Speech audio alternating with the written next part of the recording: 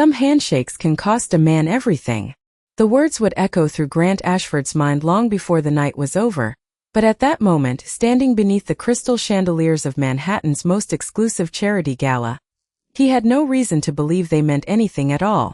Camera flashes burst like tiny streaks of lightning as politicians, philanthropists, Fortune 500 executives, and celebrities filled the grand ballroom of the Lexington Grand Hotel, where polished marble reflected the warm glow of golden lights and a string quartet floated softly through the air. Grant moved through the crowd with effortless confidence, offering practiced smiles and firm handshakes to every influential guest whose name he recognized. His tailored tuxedo, silver cufflinks, and calm grin projected the image of a man who belonged at the center of every important conversation. Then he saw her. Standing quietly near the entrance to the VIP reception was a black woman wearing a simple navy evening gown without flashy jewelry or an entourage. She waited patiently until Grant approached, her expression warm, composed, and welcoming. She extended her hand. Grant glanced at it for barely half a second before shifting his attention to an investor standing directly behind her. "Good to see you again," he said with an enthusiastic smile as he reached around the woman to shake someone else's hand instead. A brief silence settled over the small circle of guests. The woman lowered her hand without embarrassment. Her smile never disappeared. She simply stepped aside as though nothing unusual had happened. Moments later, their paths crossed again near the grand staircase. Once more, she greeted him with quiet courtesy, extending the same hand. Once more, Grant walked past her as if she were invisible, stopping instead to greet a television personality who had just entered the ballroom. A few nearby guests exchanged uncomfortable glances. One woman frowned. Another whispered something under her breath. Yet the woman in navy remained perfectly calm, smoothing the sleeve of her dress before continuing toward the ballroom with unhurried grace. By the third encounter, people had begun. Noticing the pattern, Grant accepted congratulations, laughed with board members, posed for photographs, and shook dozens of hands, carefully avoiding only one. The woman never protested. She never introduced herself. She never demanded respect. She simply continued carrying herself with a quiet confidence that somehow made Grant's behavior look smaller each time it happened. If you've ever seen someone judged before anyone bothered to learn their story, subscribe to the channel, leave a comment telling us where you're watching from, and stay with us until the very end, because before this gala was over, every person in that magnificent ballroom would witness a single introduction that turned silence into disbelief and transformed one overlooked handshake into the most unforgettable moment of Grant Ashford's career. Nia Whitaker had learned years ago that the loudest people in a room were rarely the strongest. She had spent most of her career watching confident voices fill boardrooms while the quiet ones carried the greatest responsibility, and somewhere along the way she stopped measuring people by the volume of their introductions. As the conversations around her swelled with polished laughter and carefully rehearsed compliments, she accepted another sparkling glass of water from a passing server and thanked him by name after noticing the embroidered tag on his jacket. The young man blinked in surprise before smiling back, clearly unaccustomed to guests remembering the names of people serving the evening. That simple exchange lasted only a few seconds, yet it revealed more about her character than any biography ever could. While executives competed for photographs and reporters hurried from one interview to another, Nia wandered through the ballroom without seeking attention. She paused to admire the black and white photographs displayed along the gallery wall, each one honoring scholarships funded by the charity over the past 20 years. She spoke with retired teachers, greeted military veterans, and listened far more than she talked. When an elderly donor accidentally dropped her evening program onto the polished marble floor, Nia bent down immediately to pick it up before anyone else even noticed. The older woman thanked her warmly, never realizing that the gracious stranger beside her carried credentials that exceeded those of nearly everyone attending the gala. There was something almost effortless about the way Nia moved through the room. She never appeared eager to impress anyone, yet people naturally felt comfortable around her. The catering staff appreciated how she thanked them every time they refreshed a table. The musicians noticed she applauded each performance with genuine enthusiasm, instead of distracted politeness. Even the security officers standing quietly near the entrances received a respectful nod whenever she passed. She treated every person exactly the same, whether they wore a custom tuxedo worth several $1,000s or a pressed uniform that blended into the background. A few members of the event planning committee recognized her from private meetings earlier that afternoon, but they honored her request to keep the evening focused on the charity rather than on formal introductions. She had insisted that the celebration belonged to the students whose lives would be changed by the funds raised, not to the people writing the largest checks. It was a philosophy she had carried since childhood, growing up in a modest neighborhood where her mother often reminded her that true leadership began with listening before speaking. That lesson had followed Nia through college, through years of building organizations, and through countless decisions that rewarded patience over pride. Across the ballroom, Grant continued greeting influential guests, completely unaware that several members of the governing board occasionally glanced toward Nia with quiet anticipation. Every few minutes one of them checked the elegant silver watch on her wrist or exchanged a subtle nod with another colleague. Their expressions suggested they were waiting for something carefully planned to unfold, while Nia remained perfectly composed, showing no sign that she noticed the growing curiosity surrounding her.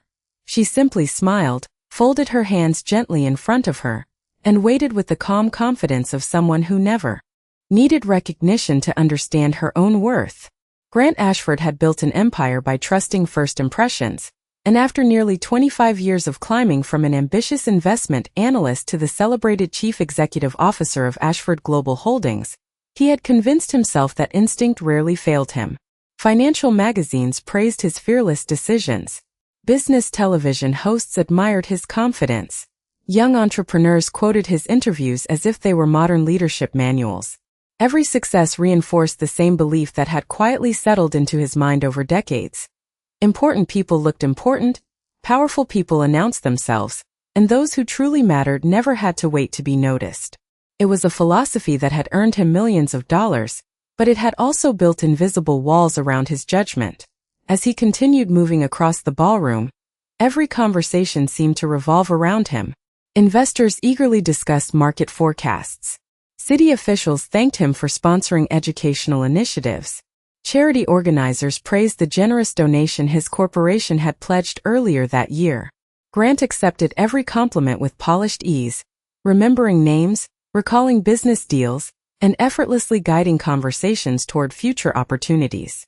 His confidence was not loud or reckless.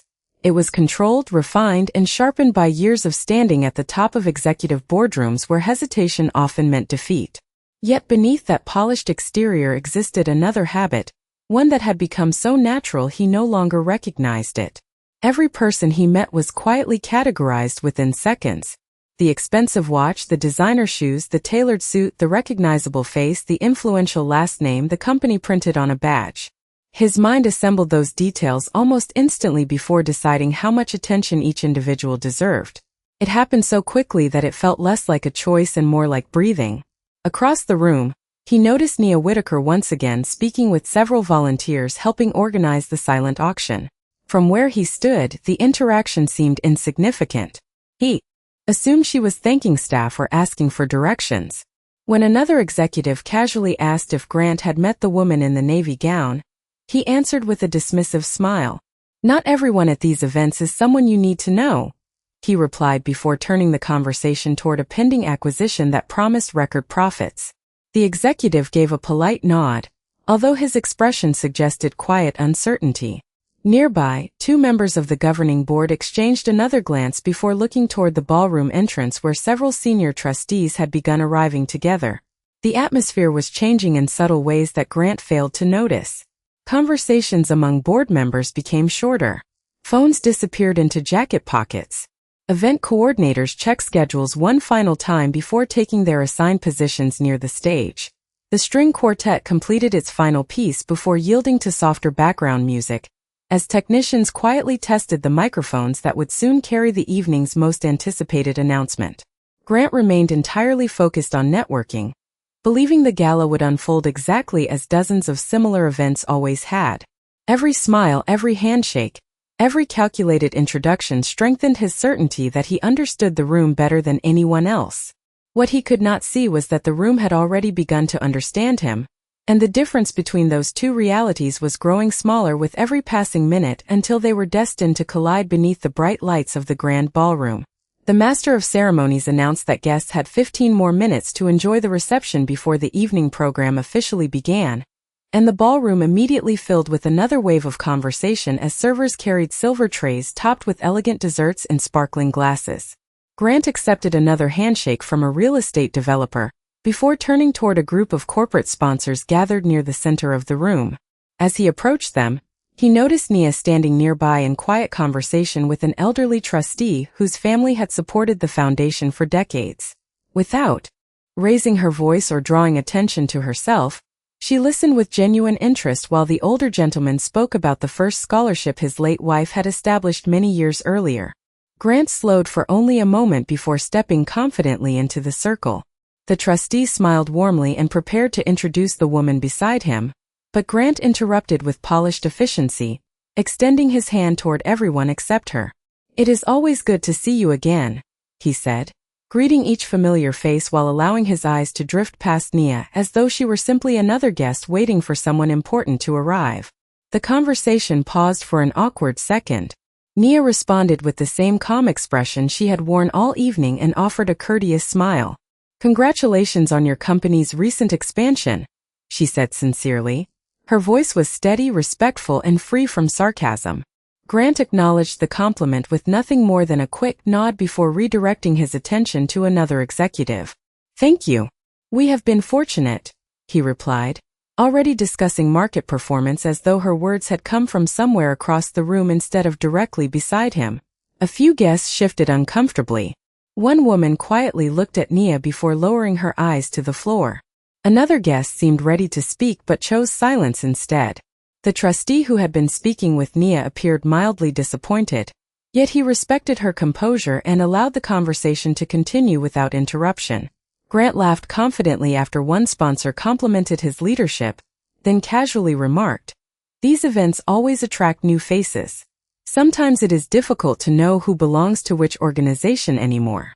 The sentence sounded harmless enough to those who did not understand its direction, but several people standing nearby immediately realized whom he meant. No one answered. Nia could have corrected him. She could have explained exactly why she had been invited or reminded everyone of her accomplishments. Instead, she simply thanked the trustee for sharing his story about the scholarship program and excused herself with quiet grace before walking toward the gallery overlooking the ballroom.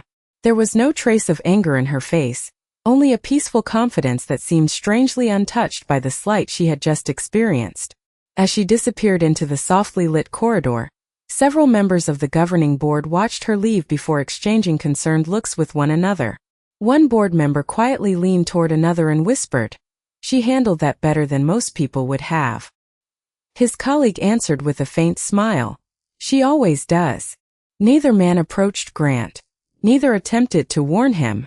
They simply glanced toward the stage where technicians were making final adjustments to the microphone, while the event coordinator received a discreet message through her headset and nodded with quiet satisfaction. Across the ballroom, Grant remained surrounded by admiration, completely unaware that every dismissive choice he had made throughout the evening had already become part of a story that the entire room was about to witness from a very different perspective. The soft chime signaling the beginning of the evening program echoed through the ballroom, and conversations gradually faded into a low murmur as guests began drifting toward their assigned tables. Crystal glasses caught the golden light while servers quietly removed the last trays from the reception area.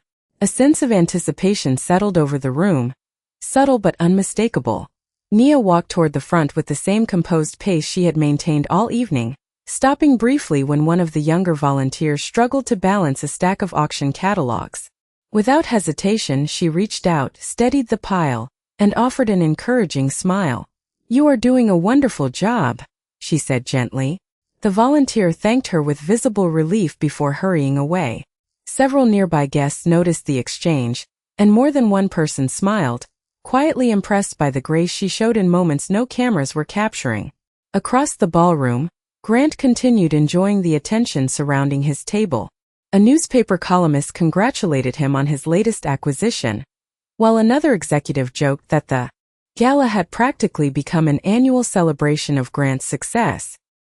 He accepted the compliments with effortless confidence, occasionally glancing around the room to see who else had arrived.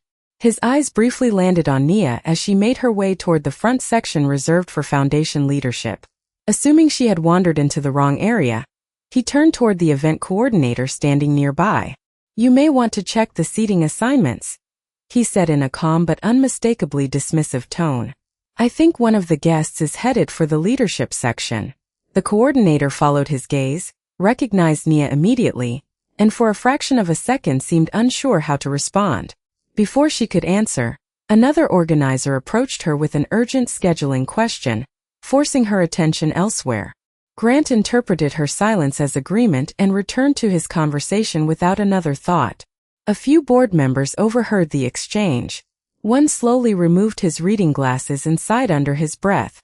Another looked toward Nia, expecting some sign of frustration, but she simply continued walking with the same peaceful expression, greeting a retired school principal along the way before taking a brief pause near the stage entrance. There was something remarkable about her restraint. Every uncomfortable moment that evening could have become an argument. Yet she refused to let another person's assumptions dictate her own character. The contrast between the two could no longer be ignored. Grant's confidence had become increasingly dependent on appearances, while Nia's confidence seemed entirely independent of them. Around the ballroom, subtle changes continued unfolding almost unnoticed. Members of the governing board quietly gathered closer to the stage. The foundation's legal counsel arrived carrying a slim leather portfolio and took a seat in the front row. Senior trustees who normally remained scattered among the guests now occupied a single reserved table near the podium. Even the photographers adjusted their positions, aiming their cameras toward the stage rather than the celebrity guests who had dominated attention earlier in the evening. Grant noticed none of it. He remained convinced that the highlight of the night would be another fundraising announcement or recognition of major donors. He had no reason to imagine that nearly every quiet movement taking place around him was connected to a single moment only minutes away. Meanwhile, Nia stood alone near the curtain behind the stage, looking out across the elegant ballroom with calm eyes and a gentle smile. She took one slow breath, folded her hands in front of her, and waited without the slightest hint of anxiety, as though she understood something the rest of the room was only beginning to discover. The ballroom slowly surrendered to silence as the final notes from the string quartet faded into the vaulted ceiling. Conversations dissolved into scattered whispers before disappearing altogether, replaced by the quiet hum of anticipation that always arrives just before something important begins. Golden light spilled across polished marble, reflecting from hundreds of crystal glasses like tiny stars frozen in place. Beyond the towering windows, the lights of Manhattan shimmered against the night sky, while inside, every guest instinctively turned toward the stage. Nia remained just behind the velvet curtain, her hands gently folded, her breathing slow and even. She closed her eyes for only a brief moment, not because she felt nervous, but because she wanted to remember why she had accepted the invitation in the first place. It had never been about prestige, recognition, or proving anyone wrong. It had always been about expanding opportunities for young students whose dreams deserved the same chance she had once been given. Her thoughts drifted back to her mother, who had often reminded her that respect offered only after learning someone's title was never as meaningful as kindness given freely. Those words had shaped every decision she made, especially during moments when pride tempted people to respond with anger instead of grace. She could still hear them now, steady and comforting beneath the distant murmur of the audience. Just outside the curtain, members of the governing board quietly took their seats. Several exchanged respectful smiles with Nia as they passed, yet no one spoke. There was no need. They all understood the significance of the evening and trusted her completely. Across the ballroom, Grant adjusted his jacket before taking his seat at the reserved sponsors table near the front. He leaned toward another executive and casually commented on the impressive attendance, already predicting that the fundraising totals would exceed expectations. Around him, applause began as the master of ceremonies welcomed everyone to the annual gala. Grant smiled politely, believing the evening was unfolding exactly as planned. Yet something felt slightly different. The board members sitting near the stage carried unusually thoughtful expressions. The photographers had stopped wandering through the ballroom and now focused every camera toward a single point near the curtain. Even the event staff seemed calmer than before, as though the most important guest had already arrived without attracting attention. Grant noticed these details only in passing before dismissing them. His confidence remained untouched, supported by years of believing he could read every room before anyone else. Nia opened her eyes as an assistant quietly approached and whispered that everything was ready. She answered with a grateful smile and softly thanked the young woman for all of her hard work throughout the evening. The assistant looked visibly moved by the simple acknowledgement before stepping aside. Nia took one measured breath and smoothed the sleeve of her navy gown. The fabric caught the warm stage lights as she glanced once more toward the audience. Hundreds of distinguished guests waited beyond the curtain, completely unaware that the next few moments would challenge assumptions many of them had carried for years. In that stillness, surrounded by quiet light and patient silence, Nia stood with the peaceful confidence of someone who had nothing to prove, because her character had already spoken long before anyone was prepared to listen.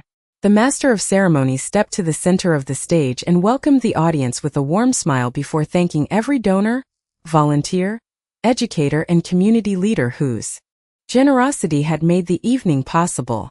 Polite applause filled the ballroom, but it quickly faded as his tone became more deliberate. Every year, he said, our foundation celebrates people who believe that leadership is measured not only by success, but by the lives we choose to lift. The giant screens behind him shifted from images of scholarship recipients to the foundation's familiar blue and silver emblem. Around the room, board members sat a little straighter. Photographers tightened their grip on their cameras. Even the servers paused quietly near the walls. Something significant was about to happen. Grant leaned back comfortably in his chair, expecting another tribute to a major donor, or perhaps an announcement about the next fundraising campaign. He smiled politely while absent-mindedly adjusting the cuff of his tuxedo, never noticing that several executives at nearby tables had stopped looking at the stage and were instead watching him. The master of ceremonies continued. Tonight marks the beginning of a new chapter for our organization. After an extensive national search and months of careful planning, our board of governors has unanimously selected a leader whose vision, integrity, and commitment to education will guide this foundation into the future. The room became completely silent. The pause seemed to stretch for several seconds before he spoke again. Please join me in welcoming our newly appointed Global Executive Chair. The velvet curtain slowly opened. Nia Whitaker stepped into the warm spotlight with the same quiet grace she had carried throughout the evening. Her navy gown reflected the soft golden lights as she walked toward the podium, her expression calm, confident, and completely unchanged. For one long moment nobody moved. Grant stared at the stage, certain he had misunderstood what he was seeing. Then the master of ceremonies smiled broadly and completed the introduction. Ms. Nia Whitaker. Thunderous applause erupted across the ballroom. Guests rose from their seats almost instinctively. Board members stood first, followed by trustees, educators, business leaders, and donors until nearly the entire audience was on its feet. Grant remained frozen. His eyes widened as memory after memory rushed back through his mind with startling clarity. The hand he had ignored near the entrance. The greeting he had dismissed. The conversation he had interrupted. The assumption he had made without asking a single question. Every moment returned at once, each one heavier than the last. He slowly turned his head and noticed that the executives beside him were no longer looking at the stage alone. They were looking at him. Some appeared stunned. Others lowered their eyes with quiet discomfort.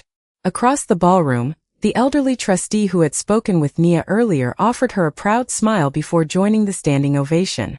Nia acknowledged the applause with humble gratitude, placing one hand gently over her heart before thanking the audience with a small nod. She did not search the room for Grant. She did not allow triumph to appear on her face. There was no satisfaction in exposing another person's mistake. There was only quiet dignity. In that single unforgettable moment, the balance of power shifted without anger, without humiliation, and without a single harsh word, leaving the entire ballroom to witness a lesson far greater than any speech that would follow. The applause continued long after Nia reached the podium, but she waited patiently for the room to settle before speaking. When the ballroom finally grew quiet again, she smiled with genuine warmth, not the triumphant smile of someone proving a point, but the grateful smile of someone who understood the responsibility that came with trust. Thank you, she began softly. Tonight is not about one person. It is about every student who deserves an opportunity, every teacher who refuses to give up, and every community that believes potential should never be limited by first impressions. Her words were simple, yet they carried a quiet strength that seemed to reach every corner of the room. She spoke about expanding scholarship programs into underserved neighborhoods, investing in mentorship, and creating partnerships that would open doors for young people whose talents often went unnoticed. She never mentioned the uncomfortable moments that had unfolded earlier that evening. She never hinted at the disrespect she had quietly endured. Instead, she chose to focus entirely on the future and on the mission that had brought everyone together. Grant listened without moving. Each sentence made the weight in his chest feel heavier. For the first time in many years, he realized that the most influential person in the room was also the one who had demanded the least attention. When the speech concluded, the audience rose once again in a standing ovation. As guests gathered near the stage to congratulate the new chairwoman, Grant remained seated for a few moments, staring at his folded hands. The confidence that had carried him through countless negotiations suddenly felt hollow. Eventually, he stood and slowly made his way through the crowd. Several people noticed him approaching and instinctively stepped aside, creating a quiet path toward Nia. She had just finished thanking a group of scholarship recipients when she turned and saw him standing a few feet away. For a brief moment, neither of them spoke. The sounds of celebration continued around them, yet the space between them felt surprisingly still. Grant took a slow breath before extending his hand, the same gesture he had refused to return several times earlier that evening. "Ms. Whitaker," he said, his voice calm but unmistakably sincere, "I owe you an apology. I judged you before I knew anything about you, and there is no excuse for that. I allowed assumptions to replace respect, and I was wrong." The words came without hesitation, stripped of the polished confidence that usually defined him. They were honest, simple, and difficult to say. Nia looked at the outstretched hand for only a moment before meeting his eyes. Then she accepted the handshake with a gentle smile that carried neither resentment nor victory. "Thank you for saying that," she replied. "Respect becomes meaningful when it is offered freely, not because someone has a title. Every person who walks into a room deserves to be seen before they are judged." Grant lowered his head slightly, absorbing every word. Around them, several guests watched quietly, not because they expected conflict, but because they were witnessing something far more powerful. Forgiveness had entered the room without demanding applause. Nia released his hand and wished him a pleasant evening before turning her attention back to the students and volunteers who had gathered nearby, leaving Grant standing in thoughtful silence as he realized that true leadership was not measured by authority, influence, or wealth, but by the humility to recognize another person's worth long before the world announced their name. As the evening gradually drew to a close, the energy inside the ballroom became quieter, warmer, and somehow more genuine than it had been only an hour earlier. The formal speeches had ended, the orchestra played a gentle closing melody, and guests lingered in small conversations that no longer revolved around influence or business deals. Instead, many spoke about the scholarship recipients they had met, the inspiring plans for the foundation's future, and the unexpected lesson the night had quietly delivered without accusation or spectacle. Nia moved through the room exactly as she had when she first arrived, thanking volunteers, shaking hands with donors, congratulating students, and stopping to speak with the catering staff before they began clearing the tables. To every person she met, she offered the same warm smile and the same sincere attention, never changing her kindness according to status or position. Several employees who had served the gala admitted later that they had never been thanked so personally by someone leading an organization of that size. Grant watched those moments from a distance. For the first time in years, he was not the center of the room, and surprisingly, he no longer wished to be. Instead, he found himself noticing details he had overlooked countless times before. He watched Nia remember people's names. He noticed the respect she gave the valet attendants as guests departed. He saw her pause to compliment the musicians before they packed away their instruments. None of those gestures were performed for recognition. There were no cameras following her. There were no reporters taking notes. They were simply reflections of the person she had chosen to become long before success had ever found her. As the final guests began leaving the hotel, Grant walked toward the entrance where the cool evening air drifted through the open doors. Outside, Manhattan shimmered beneath thousands of lights stretching across the skyline. Black sedans arrived one after another while doormen welcomed passengers with practiced professionalism. A light breeze carried the sounds of the city through the quiet street.